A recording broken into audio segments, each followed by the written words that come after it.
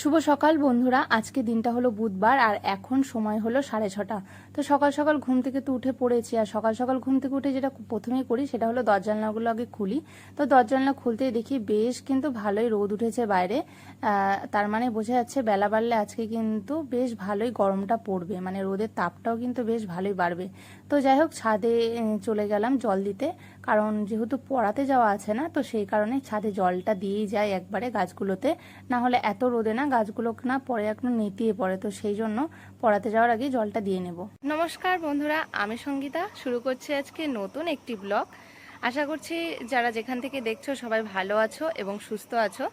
তো সকাল সকাল দেখো গাছে জল দেওয়া হয়ে গেছে, আর তার সাথে কিন্তু ফুল কিছু ছিল অল্প ছাদে, তো সেটুকু তুলে নিয়েছি। এখন নিচে যাব ফুল তুলতে। আর তার সাথে আজকে একটা স্পেশাল দিনও আছে, যেটা তোমরা আমার ভিডিওর থাম্বনেল দেখে বুঝতেই পেরে গেছো। হ্যাঁ, আজকে আমার হাজব্যান্ডের বার্থডে। তবে সেরকম কোনো প্ল্যান প্রোগ্রাম নেই, তবে দেখা যাক, কিছু করার ইচ্ছা আছে, কি করা যায়। তো চলো যাওয়া যাক নিচে। তো দেখো রেডি হয়ে গেছি, এখন যাচ্ছি হলো পড়াতে। আর এই যে আমাদের হলো বার্থডে বয়, এই যে এই হলো birthday boy. Happy birthday. Thank you. তোমরা সবাই ওকে উইশ করো। তো তো বিকেলে কিছু প্ল্যান আছে, এখন দেখা যাক কি হবে। তো সকালে তো ঘুম থেকে উঠে নিয়েছি, উঠে রেডি হয়ে এখন যাব হলো পড়ানো আছে। তো সেই জন্য যে হাতে ফুল নিয়ে নিয়েছি বাড়ির জন্য। এখন স্কুটি দিয়ে যাচ্ছি। কার?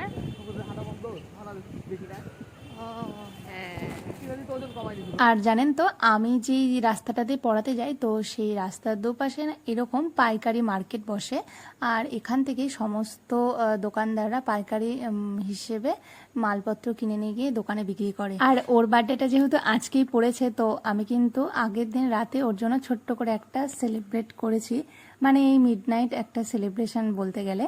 তো মানে আগে বিকেলবেলায় ও একটা বেন্টো কেক নিয়ে এসেছিলাম, আর তেমন কিছুই নাই, 2-4টে বেলুন আর একটু সাজিয়ে ডেকোরেশন করেছিলাম।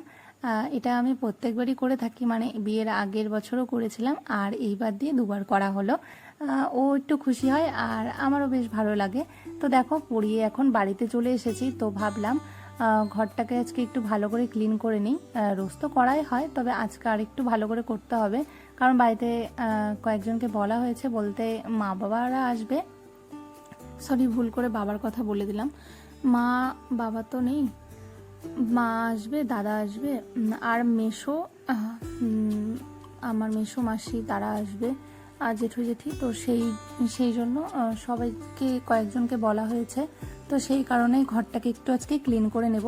যেমন এই সামনের দিকটায় দেখো অনেক কিছু দিয়ে গ্যাদারিং করা ছিল, তো আমি এটাকে একদম সুন্দর করে গুছিয়ে সাইড করে রেখে জায়গাটা একদম ক্লিন করে দিলাম।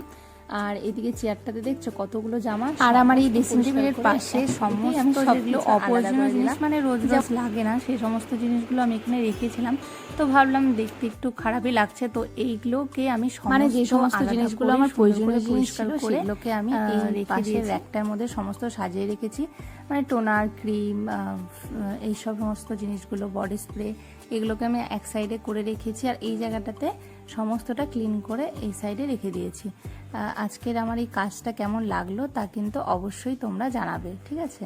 আর দেখতেই পাচ্ছ, তোমাদের সাথে কথা বলতে বলতে কিন্তু আমার ঘরটা একদম ক্লিন হয়ে গেল।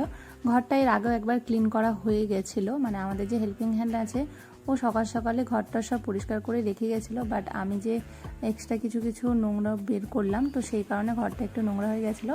তো আমি ঝাড়ু দিয়ে সমস্তটা ক্লিন করে নিয়েছি। আর এদিকে যেহেতু ফ্যানটা অফ করেছিলাম না, তো সেই কারণে প্রচণ্ড ঘেমে গেছি, আর মুখ একদম কালো হয়ে গেছে বলতে গেলে। আর এই যে সেন্টার টেবিলে বক্সটা ছিল, ওটা আমি এই পাশের টেবিলে রাখলাম, আর এই ল্যাপটপটাকে এখন চার্জে দিলাম। চার্জে দিয়ে চলে গেছিলাম হলো একটু স্নান করতে। তো স্নান করে ঘরে আসলাম, ঘরে এসে এখন একটু অনেকটাই ফ্রেশ লাগছে। আজকে বেশ ভালোই গরম পড়েছে, মানে একটু সময়ের জন্য ফ্যানটা না অফ করে রাখা যাচ্ছে না। তো এদিকে স্নান তো হয়ে গেছে, আর ভেজা জামা কাপড়গুলো না বাথরুমে রাখা আছে। তো ভেজা জামা কাপড়গুলো বাথরুম থেকে নিয়ে ছাদে গিয়ে মেলে আসবো। আর তোমাদেরকে যে আগে সেন্টার টেবিলটা দেখালাম, ওটা একটা টেবিল ক্লথ দিয়ে এরকম ঢেকে দিয়েছি।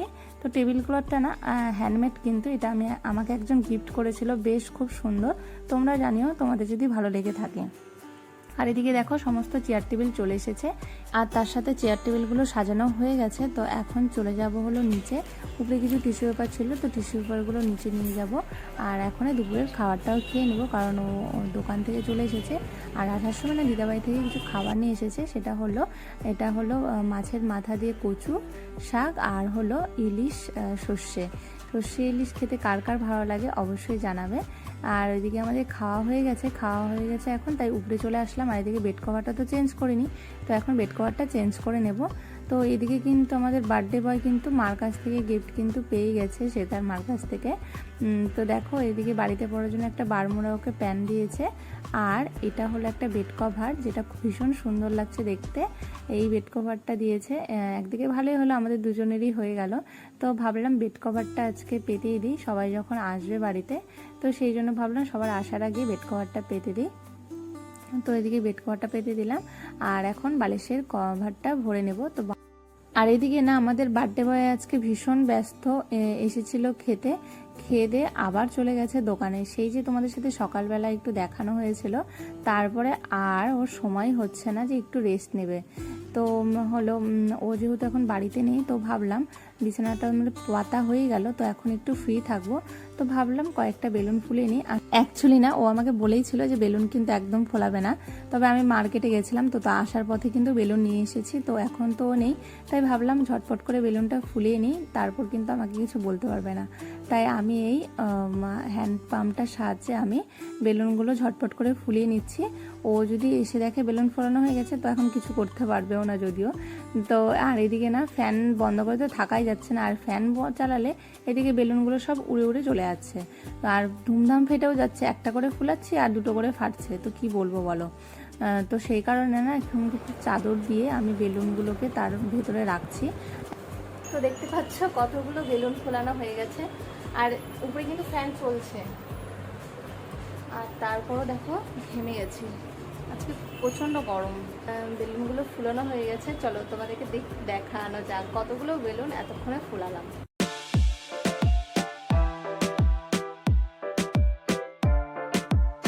অফ করেছি, নাহলে সব বেলুন এদিকে কোথায় কোথায় না চলে যাবে। তো কেমন লাগছে অবশ্যই জানাবে। চলো এখন এগুলোকে আমি ওই যে বললাম না এই উপরে লাগাবো, ওই উপরেগুলোতে সেট করে দিই। তারপর রেডি হয়ে ও আর আমি মিলে যাব হলো পুজো দিতে। ও নিচে ফ্রেশ হচ্ছে, তো আমি ততক্ষণে বেলুনগুলো সেট করে দিই, মানে যত তাড়াতাড়ি করা যায়, কারণ আস্তে আস্তে সন্ধ্যা হয়ে আসছে, পরে আর সময় হবে না, তো সেই কারণে। তো চলো আসছি কিছুক্ষণ পর। এগুলো সব আমি যে লাগাবো এই উপরে, তো এগুলো লাগিয়ে তারপর আসছি। তো বন্ধুরা আজকের ব্লগটা এখানে শেষ করছি। পুরো ব্লগটারই দেওয়ার একসাথে ইচ্ছে ছিল, জানি না কেন কোনো হয়তো অ্যাপের কোনো সমস্যা হচ্ছে। যতবারই আমি ভিডিও আপলোড করতে যাচ্ছি, মানে এক্সপোর্টে বসাচ্ছি, তো এক্সপোর্ট করে যখন আমি ডাউনলোড করে দেখছি, তো ভিডিওটা কেমন যেন থেমে যাচ্ছে। জানি না অ্যাপের কোনো হয়তো সমস্যা হতে পারে, তো সেই কারণে পুরো ভিডিওটা দিতে পারলাম না একসাথে। এর নেক্সট পার্টটা আমি দিচ্ছি কিছুদিনের মধ্যেই।